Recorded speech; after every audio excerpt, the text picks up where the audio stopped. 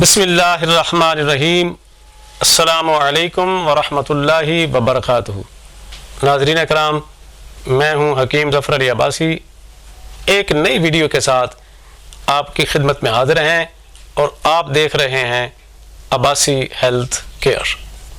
ناظرین اکرام، یہ بات میں آپ کو بتاتا چلوں کہ ہم اپنے مطلب میں جو مریضوں کا علاج کرتے ہیں نا، وہ بنیادی طور پہ غذا کے ساتھ زیادہ علاج کرتے ہیں۔ ہمارا اصول علاج 50% غذا کے ساتھ ہوتا ہے، 50% ماحول سوچ کو بدل کے اور نفسیات کے ساتھ، اور 25% جو ہمارا علاج ہوتا ہے وہ دوا کے ساتھ ہوتا ہے۔ آج کی اس ویڈیو میں علاج بالغذا کا مختصر سا تعارف آپ کو میں کروانے لگا ہوں۔ اس وقت علاج بالغذا کے دنیا کے اندر 3 قسم کے طریقے رائج ہیں۔ ایک طریقہ طب یونانی کا ہے، یعنی طب یونانی کو اگر آپ اس کی امہات الکتب پرانی کتابیں پڑھیں گے تو اس کے اندر آپ کو ایک ٹرمینالوجی جو خاص طب یونانی کی ہے وہ آپ کو ملے گی، جس میں صالح الکیموس، فاسد الکیموس، کثیر الغذا، قلیل الغذا، دوائے غذائی، غذائے دوائی، یعنی غذائے دوائی ایسی غذا ہوتی ہے جو دوا کے طور پہ استعمال ہوتی ہے، اور دوائے غذائی بعض دوائیں ایسی ہوتی ہیں جو غذا کے طور پہ استعمال ہوتی ہیں۔ اس کی باقی تفصیلات انشاءاللہ کسی اور ویڈیو میں بیان کریں گے، لیکن اختصار کر رہا ہوں تاکہ آپ لوگوں کی طبیعتوں پہ بوجھ نہ آئے۔ تو طب یونانی کے اندر اسی طرح پرہیز کا تصور بھی ہے طب یونانی کے اندر، کہ کسی بھی مرض کی صورت میں آپ نے یہ چیزیں نہیں کھانی، اور کسی بھی مرض کی صورت میں کہ یہ غذائیں، بالخاصہ غذائیں بھی ہیں کہ بعض غذائیں ایسی ہیں جو مختلف مرضوں میں خصوصی طور پہ استعمال کروائی جاتی ہیں، جس سے مریض جلدی جو ہے وہ صحت یاب ہو جاتا ہے۔ تو ایک طریقہ علاج بالغذا کا طب یونانی کا ہے۔ دوسرا طریقہ علاج بالغذا کا ایلوپیتھی کا ہے۔ یہ نیوٹریشنز آپ نے دیکھا ہوگا، سنا ہوگا، وہ بھی غذا تجویز کرتے ہیں۔ ان کے اندر وہ 3-4 چیزیں دیکھتے ہیں۔ وائٹامنز کو دیکھتے ہیں کہ اگر آپ کی باڈی میں کوئی وٹامنز کم ہو گئے ہیں تو وہ ان کی غذائیں وہ ہیں وہ لکھ کے دے دیتے ہیں۔ اسی طرح سے بعض سالٹس باڈی کے اندر کم ہو جائیں تو وہ غذائیں لکھ کے دیتے ہیں آپ کو کہ یہ سالٹ فلاں غذا میں پائے جاتے ہیں۔ اسی طرح بعض کیمیکلز ہوتے ہیں کہ آپ کی باڈی میں کیمیکلز کم ہو جائیں تو وہ غذائیں جو وہ کیمیکلز جو ان غذاؤں میں پائے جاتے ہیں وہ لکھ کے دے دیتے ہیں۔ تو یہ ہے ایلوپیتھی کا طریقہ علاج بالغذا کا۔ ایک اور بڑا جدید طریقہ آیا ہے علاج بالغذا کا، جسے قانون مفرد اعضاء کہتے ہیں۔ اس طریقہ علاج کے بانی حکیم انقلاب دوست محمد صابر ملتانی رحمۃ اللہ علیہ ہیں۔ ہم اسی طریقے کو زیادہ فالو کرتے ہیں۔ یہ انتہائی جامع اور ایک بڑا زبردست طریقہ علاج ہے۔ تو یہ اس وقت دنیا کے اندر 3 علاج بالغذا کے طریقے جو ہیں وہ رائج ہیں۔ اب غذا سے جو علاج کیا جاتا ہے تو غذا کا کیا کردار ہے؟ تو ناظرین کرام یاد رکھیں، انسان جو بھی غذا کھاتا ہے اسی غذا سے آپ کا خون بنتا ہے۔ انسان کی صحت کا انحصار خون پر ہے، اور خون یاد رکھیں صرف غذا سے بنتا ہے، غذا کے علاوہ خون کسی اور چیز سے بنتا نہیں ہے۔ تو کسی بھی بیماری کی صورت میں اپنی غذا کو ٹھیک کرنا بہت ضروری ہوتا ہے۔ خون غذا سے بنتا ہے، اور اگلی بات یہ ہے کہ آپ کے جسم میں جو طاقت آتی ہے وہ بھی غذا سے ہی آتی ہے۔ دنیا کی کوئی دوا انسانی جسم کا، انسانی اعضاء کا، آرگنز کا، ٹیشوز کا، سیلز کا حصہ ہی نہیں ہے۔ دوا کا کیا کام ہوتا ہے؟ آپ کے کسی پرزے کو، کسی عضو کو یا تو وہ تیز کر دیتی ہے یا سست کر دیتی ہے، اور اس کے بعد جسم سے خارج ہو جاتی ہے۔ غذا ایسی چیز ہے جو آپ کے اعضاء کو سست اور تیز کرنے کے ساتھ ساتھ جسم کا حصہ بھی بن جاتی ہے، اس لیے غذا کی بڑی اہمیت ہے۔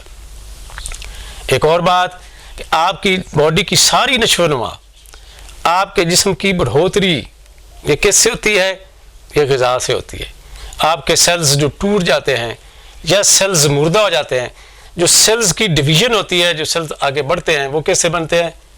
وہ بھی غذا سے بنتے ہیں۔ اسی طرح انرجی جو آپ کی باڈی میں پیدا ہو رہی ہے وہ کس چیز سے پیدا ہو رہی ہے؟ وہ بھی غذا سے پیدا ہو رہی ہے. اور آپ کو مختلف چیزوں سے جو نقصان پہنچتا ہے اس نقصان سے بچانے میں بھی غذا کا بڑا عمل دخل ہے. اگر ہم اور گہرائی میں جائیں تو غذا کے انسانی کردار پر بھی بڑے اثرات ہیں. جو غذائیں ہم کھاتے ہیں اس سے انسان کا کردار بھی بنتا ہے. تو ناظرین کرام، آپ نے یہ دیکھا کہ غذا کی کتنی اہمیت ہے جسم کے اندر، لیکن بدقسمتی کہہ لیجئے ہم اپنے جانوروں کی غذا کا تو خیال کرتے ہیں لیکن اپنی غذا کا خیال نہیں کرتے. تو اب ہم علاج غذا سے کیسے کرتے ہیں؟ اس میں سب سے پہلی اور اہم بات جو ہے وہ ہر آنے والا مریض جو بھی ہمارے پاس آتا ہے اس کی طبیعت اور مزاج کو دیکھتے ہیں کہ اس کا کون سا مزاج ہے، خشک مزاج ہے، گرم مزاج ہے، تر مزاج ہے. تو اس کے مزاج کو مد نظر رکھتے ہوئے ہم غذا تجویز کرتے ہیں، کیونکہ ہر ذرے کا بھی ایک مزاج ہے اور اس کائنات کا بھی مزاج ہے. کائنات کا مزاج جب بگڑتا ہے آفات آتی ہیں، زلزلے آتے ہیں، سیلاب آتے ہیں، بارشیں زیادہ آنے لگ جاتی ہیں، آندھیاں آتی ہیں، طوفان آتے ہیں، یلہ باری ہوتی ہے. اسی طرح انسان کے اندر کا مزاج بگڑ جائے تو مرضیں لگ جاتی ہیں، کینسر لگ جاتا ہے، ٹی بی ہو جاتی ہے، پیٹ درد ہوتا ہے، السر ہوتا ہے، ہیپیٹائٹس ہوتا ہے. اب آپ نے کرنا کیا ہے؟ اس کے مزاج کو ٹھیک کرنا ہے. کائنات کا مزاج ٹھیک ہو جاتا ہے تو وبائیں ختم ہو جاتی ہیں، آفات چلی جاتی ہیں، زلزلے رک جاتے ہیں، طوفان تھم جاتے ہیں. اسی طرح انسان کا مزاج ٹھیک ہو جائے تو مرض چھوٹا ہو یا بڑا انسان صحت مند ہو جاتا ہے. تو ہم مریض کی ایسی غذائیں روک دیتے ہیں جو اس کے مزاج کے اینٹی ہوتی ہیں اور جو اس کے مزاج کے مطابق ہوتی ہیں وہ غذائیں اس کو دینا شروع کر دیتے ہیں. تو ہوتا کیا ہے، چند ہی دنوں میں مریض جو ہے وہ ٹھیک ہو جاتا ہے، مرض خواہ کوئی بھی ہو. اب ایک اور بڑی زبردست بات یہ ہے کہ اب ہم غذاؤں کو کس طرح سے استعمال کرواتے ہیں. یہ ایک ماہر ہی جانتا ہے کہ کون سی غذا کہاں پہ استعمال کروانی. بات ہوتا اس طرح سے ہے، مرض کے درجے ہوتے ہیں. مرض کا پہلا درجہ ہے، دوسرا ہے، تیسرا ہے، چوتھا ہے. اگر پہلے درجے میں مرض ہے، انسان نے توجہ کر لی، پرہیز کر لیا، غذا اچھی کھا لی، تو کیا ہوتا ہے، مرض رفع ہو جاتا ہے.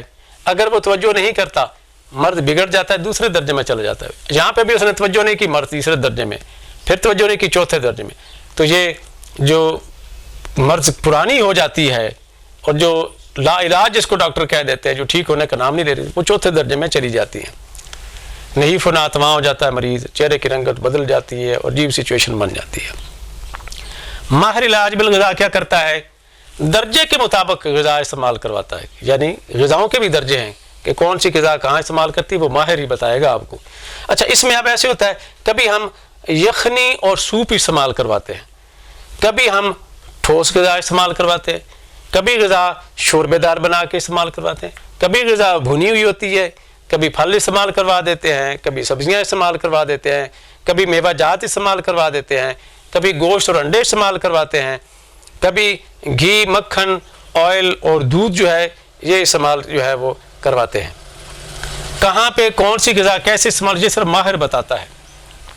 علاج بالغذا کا علم رکھنے والا وہ آپ کو بتائے گا کہ اب آپ نے سوپ لینا ہے، یا اب آپ نے یہاں پہ غذا چھوڑنی ہے، یہاں پہ غذا آپ نے لینی ہے، یہاں پہ پھل استعمال کرنے ہیں، یہاں پہ شربت استعمال کرنا ہے، یہاں پہ دودھ استعمال کرنا ہے.